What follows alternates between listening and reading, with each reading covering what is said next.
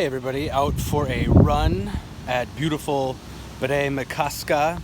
And one of my favorite things over the last couple of years running along the east-southeast side of the lake is seeing the names in the native language of different plants and animals. I think it's Dakota because there was a village here at one time, which is pretty cool. Just the history and imagine how things were and what frankly could have been.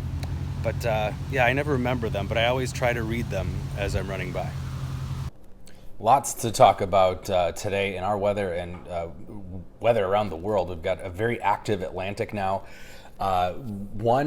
Possibly a second named storm on the way. We've got newly formed tropical storm Laura, which is just east of the Caribbean, and tropical depression 14, which could become tropical storm Marco here before making landfall along the Gulf areas of the U.S. and also hitting the Yucatan Peninsula as a tropical storm. Could become a hurricane as it heads into the Gulf. So that's what we're going to be watching with potentially Marco for now, tropical storm 14. But Laura also expected to become a hurricane here as it moves into the Gulf and gets very close to Florida here. You can see the cone of uncertainty, the possible solutions as we get further out in time.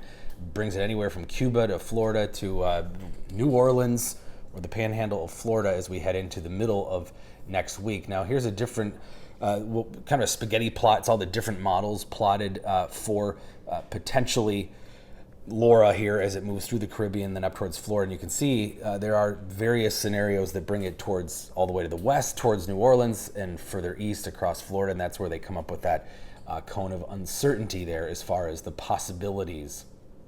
Some scary news and images coming out of California. This is a map from the San Francisco Chronicle showing all the fires right now, active and contained in hot spots, and there are just a ton of them throughout the state. And in fact, California has already seen more acres burned than Alaska has this year. And for reference, Alaska is 4 times the size of the state of California. So that's pretty incredible.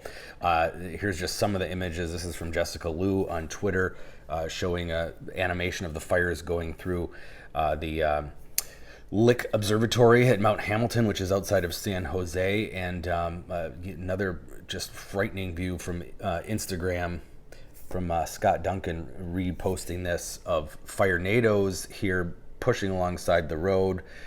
Just devastating there. And of course, fires are a natural part of the California season, but those fire seasons are getting longer, more severe, and more of those fires. And that is a climate change element, really undeniably. And of course, it's been very warm there.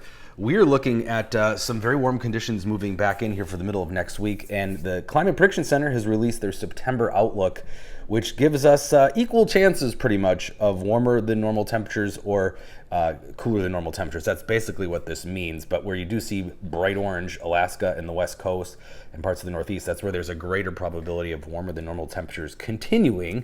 So maybe a draw for September, but if we believe the American model, it is bringing in some of that heat next week. The southwest heat bubble is definitely pushing into the area, but a piece of that breaks off as we head into the middle of next week. So Tuesday, Wednesday now is looking like the timing for our hottest temperatures, where we could see some temperatures near 90. It's been a little while since we've seen that. Before we get to all that heat, though, we do have a little unsettled weather. One random shower that I know some of you experienced yesterday delayed the Twins game, actually, and many of you were wondering, where was it? It was a tiny little shower.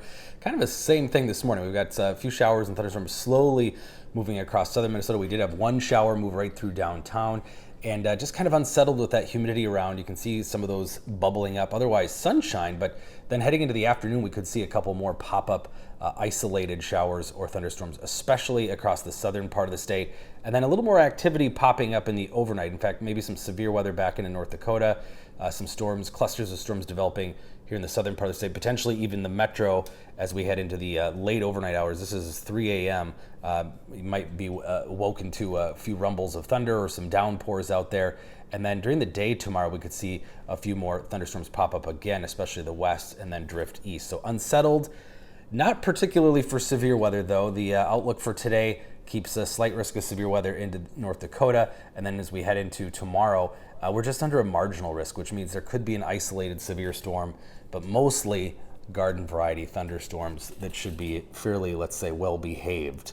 Otherwise, it's going to be heating up after those hit and miss thunderstorms today into tonight and tomorrow. Humidity sticking around upper 80s Monday, near 90 by Tuesday and Wednesday. It's been a while since we've had those, but it does look hot for the early and middle part of next week.